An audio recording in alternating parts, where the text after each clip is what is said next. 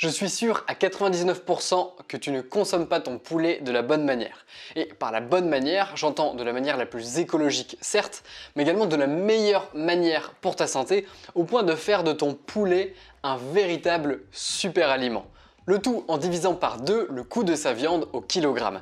Dans cette vidéo, je vais te montrer comment je fais, mais aussi comment toi, tu peux appliquer cette astuce dès maintenant. Salut, si tu es nouveau sur cette chaîne, moi c'est Clément, je parle d'hygiène de vie et de nutrition, d'alimentation au service de ton énergie pour maximiser ton impact, que ce soit dans tes projets personnels ou professionnels. En France, le poulet, c'est sacré. La tradition du poulet du dimanche, notamment, qui est quand même assez ancrée. Mais au final, pas seulement, c'est une viande qui est très populaire à travers le monde pour plusieurs raisons. Déjà, c'est une viande qui est particulièrement maigre, ça veut dire qu'il y a peu de graisse et qui est donc assez prisée, notamment des sportifs, des bodybuilders. Ça leur permet d'avoir pas mal d'apports en protéines avec assez peu de graisse. Et donc, une viande qui est relativement peu calorique par rapport à ses protéines, mais au-delà de ça, c'est aussi une viande qui a un excellent rapport qualité-prix. C'est super bon, on peut faire des super plats avec du poulet et c'est une viande qui n'est pas très chère. Mais c'est avant tout et surtout, selon moi, la viande la plus sous-exploitée qui soit. Tu consommes très certainement ton poulet en l'achetant en filet notamment, ou en achetant des cuisses, en achetant par les parties qui t'intéressent. Et c'est une grosse erreur selon moi, mais c'est pas ta faute, on a été habitué à consommer de cette manière. Parce que oui, tu l'auras compris, cette astuce, elle est très simple, elle consiste à acheter ton poulet cru entier. Mais avant que tu t'enfuis en disant que tu veux pas passer du temps en cuisine, je t'assure que ça ne prend vraiment pas beaucoup de temps et qu'il y a énormément d'avantages à le faire. Je vais te montrer dans cette vidéo en quelques minutes les étapes, étape par étape, comment tirer le meilleur parti de ton poulet et d'ici la fin de la vidéo, crois-moi, tu seras convaincu. Tout d'abord, je tiens à préciser que c'est important que le poulet soit sain, donc c'est-à-dire bio ou au moins fermier, avec notamment les poulets label rouge sont d'assez bonne qualité, également le label bleu blanc cœur qui est un poulet dont l'apport en oméga 3 est garanti et qui est gage d'une certaine qualité. Maintenant que tu as compris ces conditions-là, je t'emmène en cuisine et je te montre les différentes étapes. Alors pour la découpe, tu vas voir, il n'y a vraiment rien de plus simple. Juste prends un bon couteau, aiguise-le si tu as besoin, plutôt que les grands aiguiseurs. Juste ça, c'est vraiment le top. Tu passes dessus. Je ne sais pas comment ça s'appelle exactement, enfin si c'est un nom particulier par rapport à un aiguiseur normal, je te mettrai un lien en description, je t'en trouverai un. Donc tu mets le poulet donc bien entier devant toi, comme ça. Et ce que tu vas faire d'abord, tu vas écarter un peu les cuisses et les ailes, c'est que tu vas faire une toute petite entaille, tu vois, là, hop, tu coupes juste la peau. Voilà. Une fois que tu as fait ça, le but, ça va être de séparer l'os du reste de la carcasse. Et donc, tu vas prendre en dessous de la cuisse comme ça, et tu vas avoir un petit pop, voilà, et tu fais ressortir l'os. Donc là, on a un premier os qui est sorti. Et tu fais pareil avec la deuxième cuisse, voilà. Et ensuite, ce que tu vas faire, c'est que tu vas couper entre l'os et la cuisse. Hop. Encore une fois, c'est important d'aiguiser ton couteau, ça va te faire gagner un temps de malade. Alors, hop. La main gauche, moins évident, mais c'est bon et j'ai ma cuisse. Ensuite, on veut retirer les ailes. Pour retirer les ailes, tu tâtes un peu avec tes doigts et tu vas te rendre compte que tu as un petit creux qui en fait, tu cherches l'endroit de l'articulation. Et ce que tu vas faire, c'est que tu vas chercher cet endroit avec ton couteau et tu vas directement couper l'os, mais à l'endroit de l'articulation. Et tu vas voir que ça coupe comme dans du beurre. Si tu as un bon couteau, bien sûr. Tu fais pareil avec l'autre aile.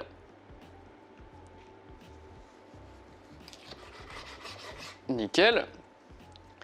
Et maintenant, tu veux récupérer tes suprêmes. Pour récupérer tes suprêmes, tu retournes le poulet.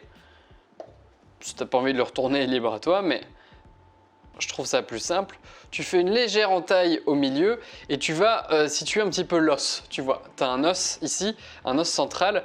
Tu vas passer ton couteau à la bordure de l'os et vraiment, tu caresses presque. Hein. C'est le couteau qui fait tout le travail. Toi, tu as juste à le passer comme ça. Et ensuite, petit à petit, tu passes contre l'os. Voilà, avec des... tu vas caresser la viande avec ton couteau tout en orientant le filet avec ton autre main. Tu essayes de récupérer, d'éviter de perdre trop de viande. Là, on a un bout. Hop. Hop là, voilà. Là, tu as un premier filet. Alors, non, ça va. J'ai cru que j'avais pris un bout d'os, mais il est toujours là. Nickel. Et on va faire pareil avec l'autre côté. Hop. Encore une fois, c'est le couteau, s'il est bien aiguisé, qui fait vraiment tout le travail. Toi, tu n'as rien à faire, juste à orienter le filet. Et c'est tout.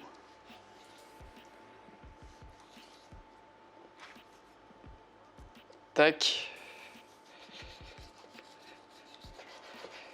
Tac, voilà. Ah, là, j'ai pris un os avec, pas de souci. Je peux l'arracher ou le couper. Et j'ai mes 2 filets.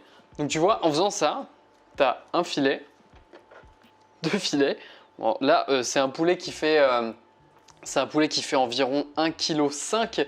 En moyenne, là où je l'achète, il fait minimum 1,3 kg. J'ai 2 filets qui font en général quasi 250 grammes chacun, 200 grammes plutôt, un bon 200 grammes. J'ai 2 bonnes cuisses et 2 ailes, mais la carcasse, ce que font la plupart des gens, c'est qu'ils vont la jeter. Il faut surtout pas jeter la carcasse. C'est pour ça qu'on va passer à l'étape suivante où je vais te montrer qu'est-ce que tu peux faire avec ta carcasse. Encore une fois, le poulet, ça c'est un poulet de la nouvelle agriculture. Donc c'est un poulet qui est élevé dans des grands espaces, qui a une bonne alimentation. Donc c'est un poulet qui est riche en oméga 3 notamment. Parce que la viande est censée être riche en oméga 3 à la base, c'est important de prendre une bonne viande de bonne qualité pour ça. Ensuite, ce que tu peux faire, c'est que tu vois, moi, j'ai mes tupperwares ici et je vais mettre mes ailes, les cuisses d'abord quand même, qui sont un peu plus grandes. Tac, ça me fait un tupperware. Si tu le consommes bientôt, ce qui est cool, c'est qu'il n'y a pas d'air qui rentre dans cela. Pareil, je te mets un lien en description si ça t'intéresse. T'as vraiment pas d'air qui rentre, donc même au frigo, ça se conserve bien. Si tu veux le conserver environ une semaine au frigo, tu peux. Et les filets, tu peux faire pareil. L'avantage, c'est que si tu les consommes pas dans la semaine, tu peux également les mettre au congélateur. Ensuite, je mets ma carcasse dans un plat, comme ça. Et ce plat, il va aller au four à 220 degrés pendant environ 35 minutes. Alors, ça peut aller jusqu'à 45. De toute façon, ça se voit, un poulet qui n'est pas assez cuit. Normalement, 35 minutes, ça devrait être suffisant à 220 degrés. Voilà. Voilà, on est bon. Le poulet est prêt. Hop là. La carcasse est bien cuite.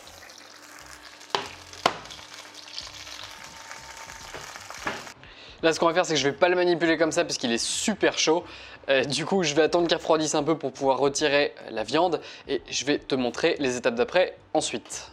Alors, maintenant que mon poulet est à température ambiante et que je ne vais pas me brûler, je vais pouvoir commencer à retirer la viande qu'il y a dessus.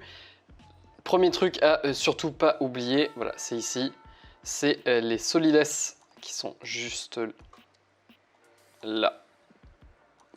Voilà, cette partie-là. Ça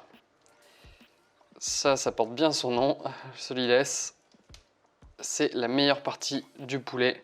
C'est la partie la plus tendre et tu veux surtout pas l'oublier. Donc voilà, je vais t'épioter tout ça.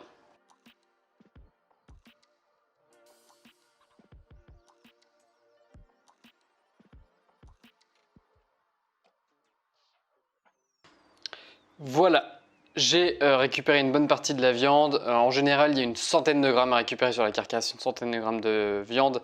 Ça prend plus ou moins de temps selon si vous êtes un petit peu exigeant. L'essentiel, c'est surtout de récupérer les solides qui sont dans cette partie-là. Et il y a également le côté de l'aile qui est sympa à prendre. Voilà. Ensuite, ce que je fais, c'est que j'ai mis dans une casserole où j'ai rempli jusqu'au ras de la carcasse d'eau. Je vais également y mettre le gras de mon plat qui était au four. Tout ça, on va le récupérer d'une manière ou d'une autre. Ça va permettre d'ajouter du goût au bouillon.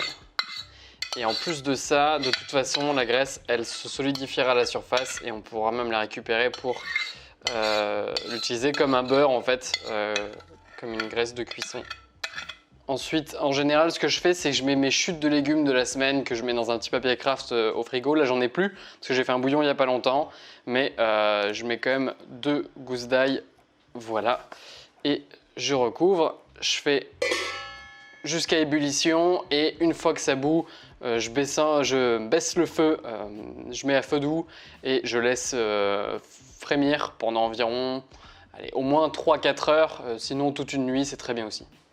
Ok, ça fait quelques heures, là ça devrait être prêt et j'ai plus qu'à verser le contenu et à filtrer.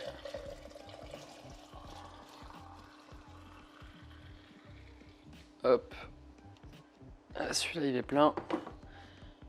Voilà, là c'est un petit peu chaud, donc je laisse ouvert, je laisse refroidir et quand ce sera à température ambiante, je pourrai le fermer et le mettre au frigo. Alors voilà le résultat, là on peut bien voir qu'il y a toute la graisse du poulet qui durcit au-dessus. C'est encore un petit peu mou, donc je vais attendre avant de le retirer et de le récupérer.